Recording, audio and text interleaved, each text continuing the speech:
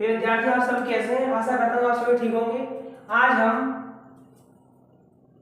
कक्षा 11 का पार्ट 1 में आज हमारा टॉपिक है सिलेबस के अनुसार स्टोइकियोमेट्री और स्टोइकियोमेट्री परिकलन। इसका मतलब क्या था देखते हैं। सबसे पहले इसकी डेफिनेशन, स्टोइकियोमेट्री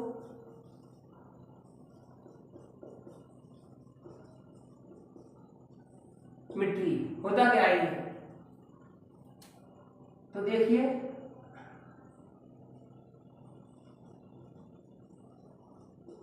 इसके अंतर्गत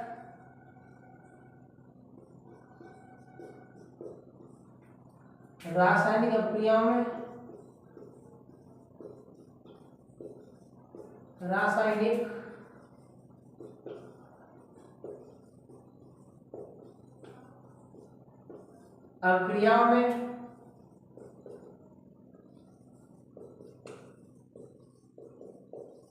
अभिकारक एवं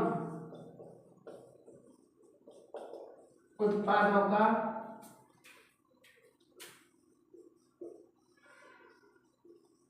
परिकलन किया जाता है।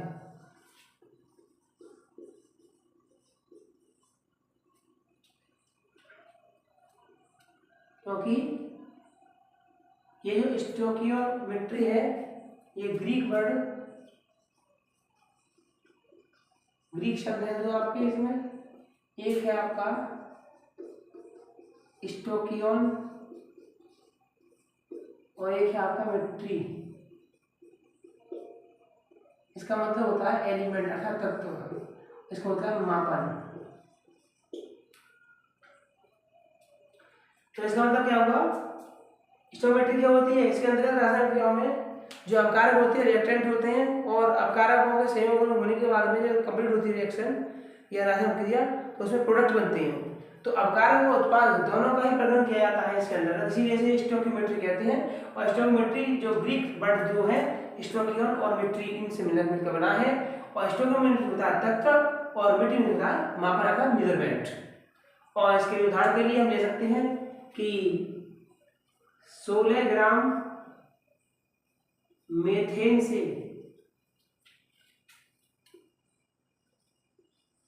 जल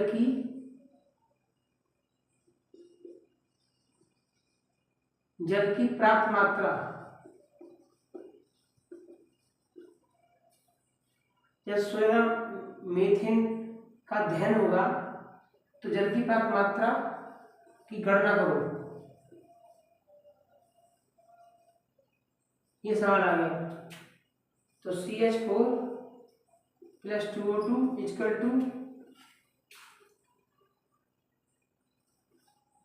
CO2 प्लस 2H2O।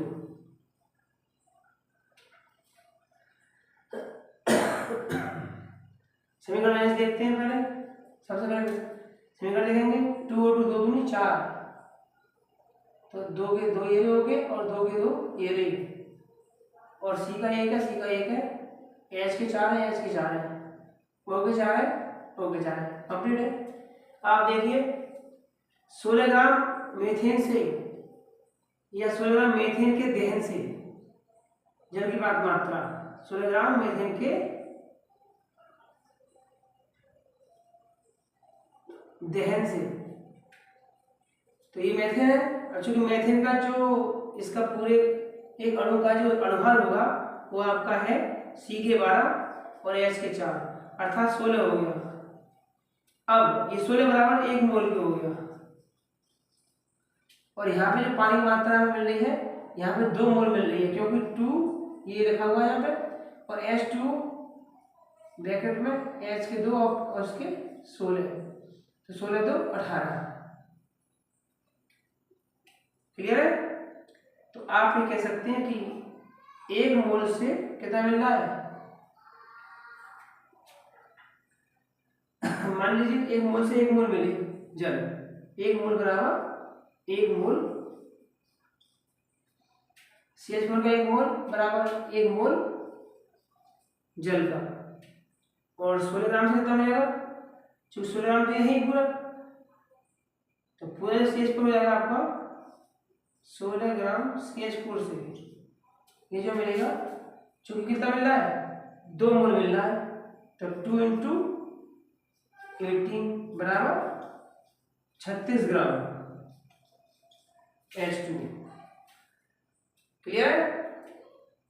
तो 16 ग्राम एक बराबर हो रहा है इसके, इसका अनुपात कितना है 16, तो 1 मोल भी बराबर हो गया और उसका वजन के बराबर से बराबर हो गया। तो सेम कंडीशन होगी कि 16 ग्राम मीथेन के दहन के लिए ऑक्सीजन की आवश्यकता होती है, इसीलिए 16 ग्राम मीथेन के दहन से हमें 2 अणु मिले जल के, तो 18 दूनी 36, तो 36 ग्राम H2O प्राप्त होगा।